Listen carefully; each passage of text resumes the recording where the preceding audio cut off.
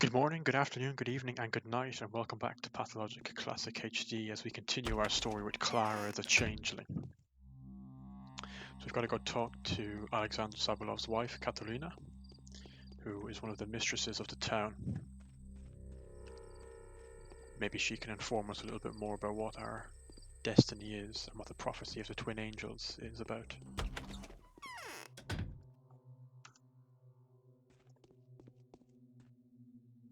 I'll let the good scholar examine the deadly powders. We'll put him to the test. The vision is becoming real. This doubtlessly is one of those two. Yet which one? I must be on my guard. Do you recognize me, Catalina? I recognized you at once. Only in things of small value, they usually are bold enough not to trust to appearances. Come closer, Clara.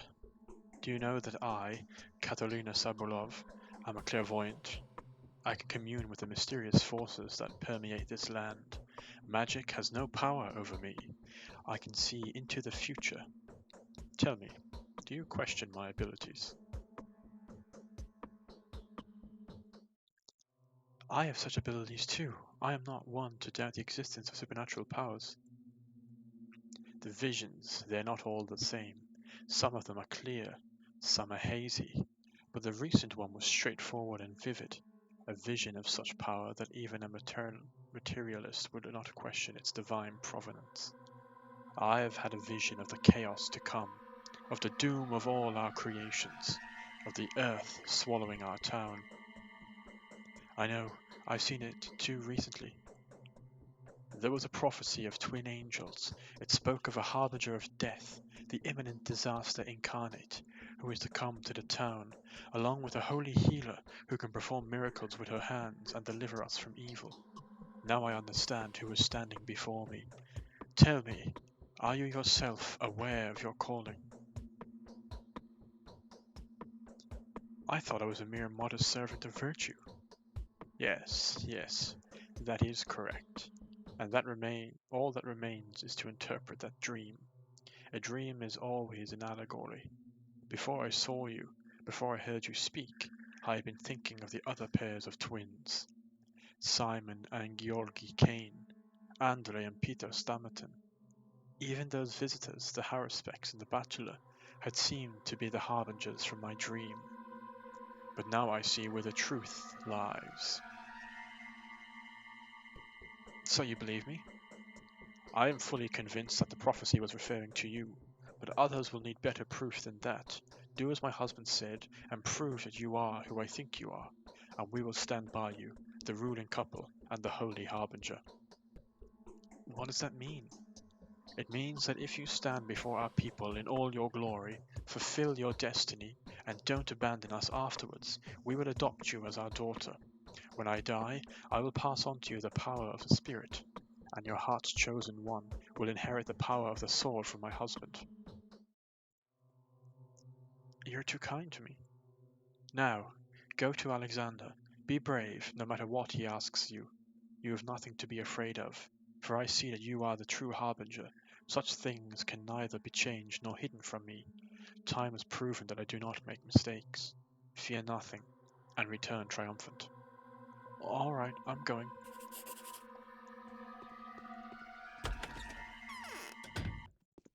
So we learned quite a bit from that conversation with Catalina. She believes us to be the holy healer, but she also referred to someone who would bring death and destruction to the town. Is it possible there's two of us? A twin that I don't know about? Neither the sun nor death can be looked at without winking. Who said that? Indeed, you do look more like a messenger from above than a spawn of the earth. Katerina has told me her dreams. It all fits. She believes I'm a messenger from above. All right, my wife is a clairvoyant, but I am not.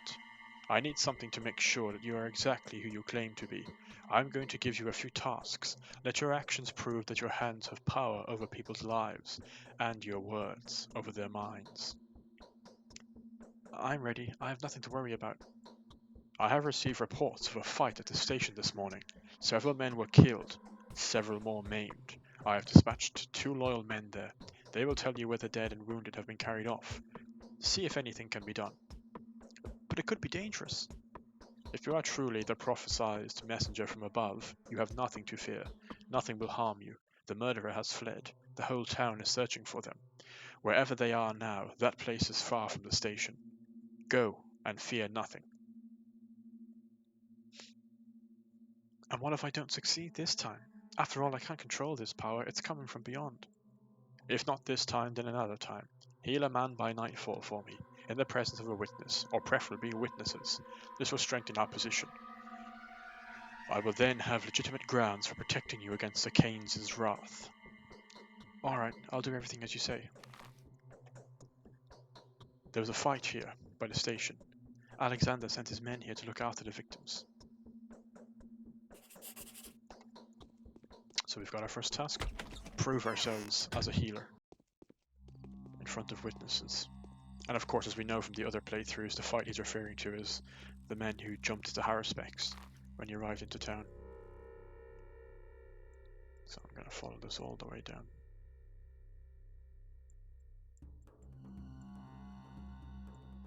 Actually, I'm better off crossing the bridge.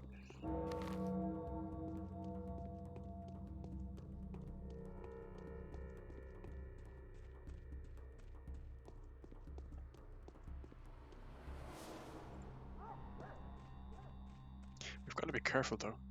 Our hunger and exhaustion are going up quite high. One of the things with Clara's playthrough is that her reputation is constantly falling because of her twin sister, who's wreaking havoc. So we need to be doing acts that always improve our reputation. It's much easier at nightfall when there's bandits running around and we can try and kill them.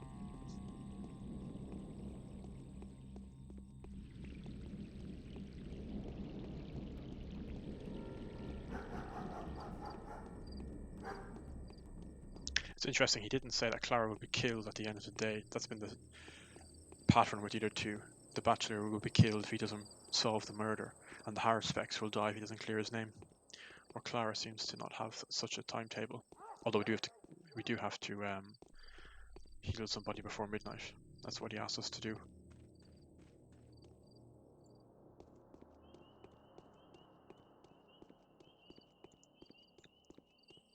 I've been trying to record the next Haruspex episode, but getting a lot of problems because it's much harder running around town when people are trying to kill you, and you can't buy food, you can't buy health items, which I need for one of the quests, so it's proving a bit more difficult.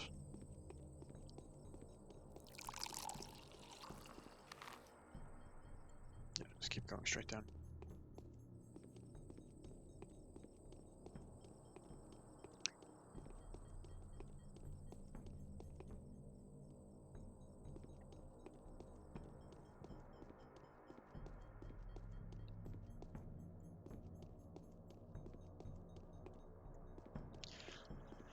Always the best and number one piece of advice for Pathologic is always check the bins. You never know what you might find. You look like having a rough time. That's rough, buddy.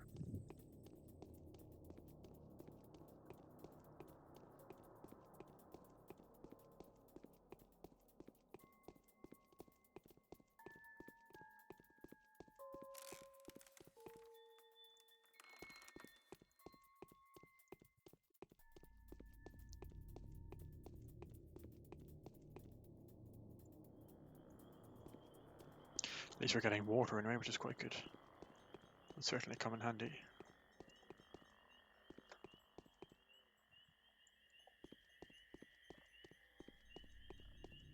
I've never done a playthrough of Clara's story before, and I know it's much harder than the other two, so let's see how well I do.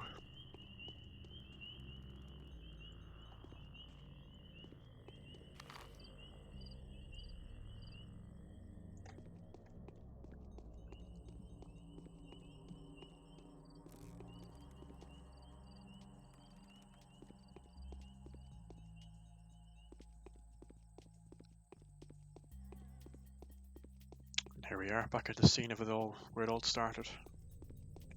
Where a man in a snakeskin coat stepped off a train. And a doctor. A Haruspex. They'd no idea what they were about to get into. And I'm going the wrong way. That looks like a bit like a mask.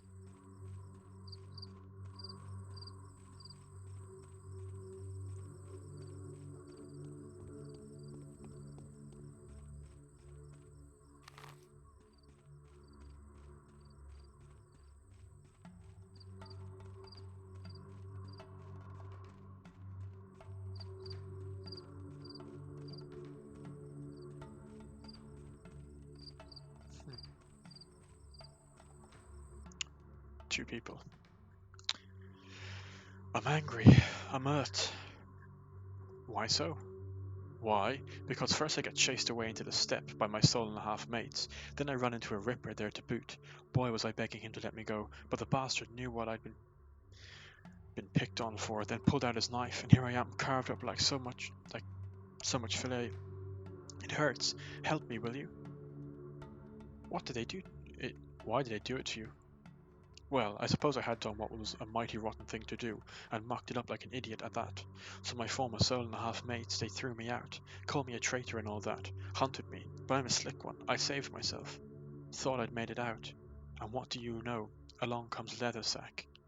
So, if you remember from the Haruspex campaign, this is Laika, the guy who poisoned one of the soul-and-a-half animals. Leathersack? Some ripper I'd never seen around here before, and he's like, "Stop right there, I'ma question you. And are you wanted for such and such crimes? Are you carrying valuables on your person? Etc, etc.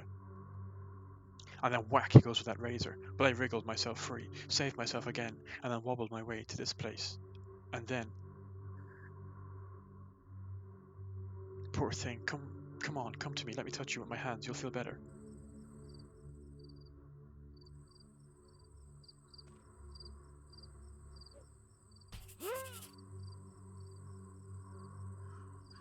It didn't work. Let Alexander test me if he will. My path was mapped by the higher powers, and I won't stray from it, no matter how steep and thorny the way. It's time to lay hands on a dying man. There was bloodshed at the station this morning, and many people lie wounded or dead. Saburovs' man is keeping watch. He will tell me what has to be done. This never happened before. Could the miraculous powers that enter the world through my hands bring death as well as life? How will I explain this to Alexander? I can't return to him unless I have saved someone. There must be another injured man somewhere. So that looks like it's one of Saburovs' men. So, you can kill evildoers with a single touch. Truly a godly gift. I didn't mean to. I just wanted to heal him. I felt sorry for him. Then it must have been the supreme judgment, with you as a judge. Yes, it makes sense. Had he deserved to live, you'd have given him life, right? But the murderer deserved to die, so you dealt him death. Yes, it's much like what the mistress foretold. Who? Katerina? Yes, she screamed in her sleep a few days ago. Afterwards, her maids were whispering amongst themselves, saying the mistress had been talking deliriously in her sleep about a harbinger of faith who'd come in the guise of a child. Could that be you? Oh, I doubt it. Don't touch me, please. I'm as full of sin as they come. What if that's enough for your touch to kill me? My master would surely be interested, but you were meaning to heal. You'd better find someone else. That's what he sent you for here, right? Who? Where'd I find a person like that? Well, how about the one who made a lucky escape from robbers? He survived that massacre and avoided the corpse eaters, so fate must be favoring him. Bring this one back to life, if you wish to, of course. Will you be able to find him yourself? But how? Those people who were wondering if he had crawled away eastward into the steppe. He must have been from the steppe himself, a local, so he'd went to be buried in living earth. If he's still breathing and has made it there, then the cemetery caretaker's daughter must have given him shelter. Ah, I know her. So we should go back and talk to Grace and see if we can find this missing man. Seems like Clara isn't just a harbinger or a holy healer, she's also Can deal out when she needs to. For a second there, I was like, this doesn't look like the bridge.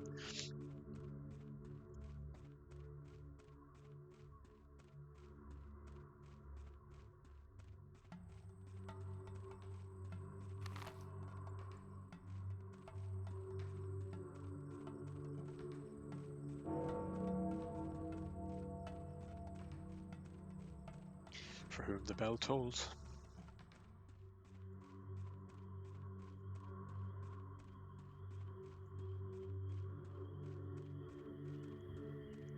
Assuming I can just cross the water.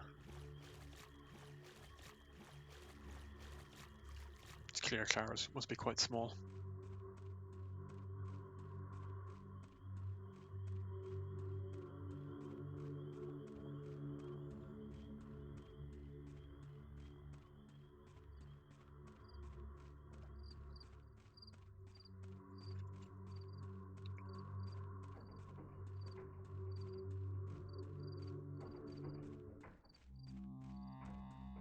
The warehouses and the factories.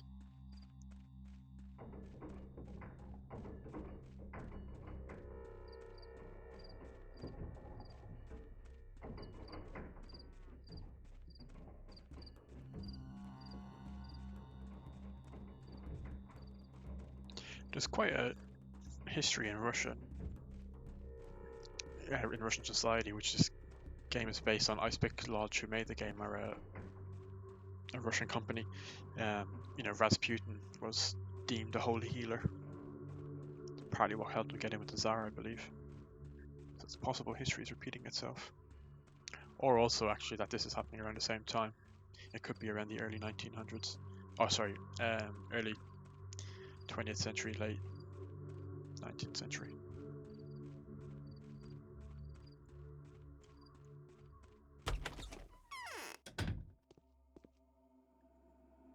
He is ruthless.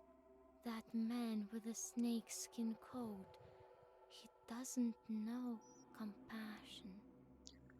You're back. What did grandfather say? Tell me, has an injured man come to your lodge lately? How do you know? I know a lot. Are you forgetting who you're talking to? No. That's what I've heard from the people who were robbing the dead at the station. Be careful. If they find out you gave him shelter, they'll come for you too. No one would dare to touch me, least of all a robber. There's no one villainous enough here to pull a knife to me. That's what my father used to tell me, and that's how it's always been. Everything's going to change soon, Grace. Keep your lodge locked at night. Expect no mercy from anyone, dead or living. What would be the point of living under a sky like that? No, my door will never be locked. So where's your wounded man? Yes, an injured workman did come crawling here. He was all but dead, so I went to find him a good spot. I'd almost settled on a grave by the far wall when I thought of burying him in your pit.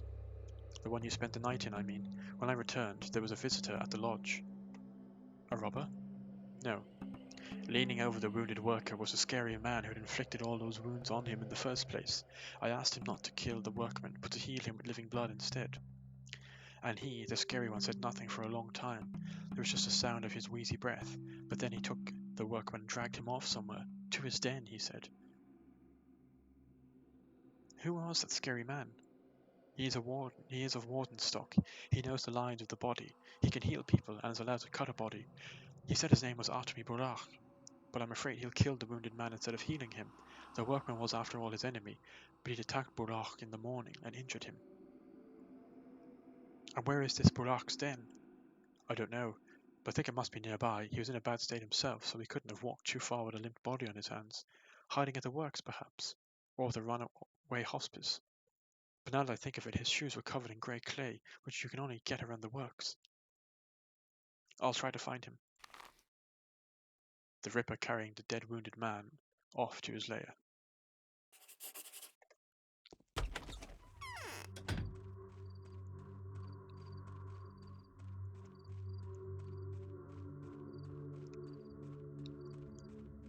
If the Haruspex was gonna kill him, he would have done it there and then, I guess, in front of Grace. Why drag him off? Is there something else at play here? We know the whole town is hunting the Haruspex, so maybe he's trying to do something to clear his name by taking that man. I guess we'll find out.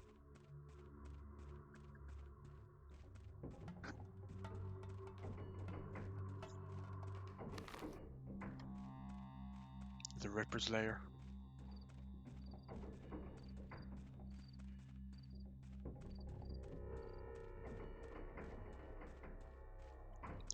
Just check the bin before we go in.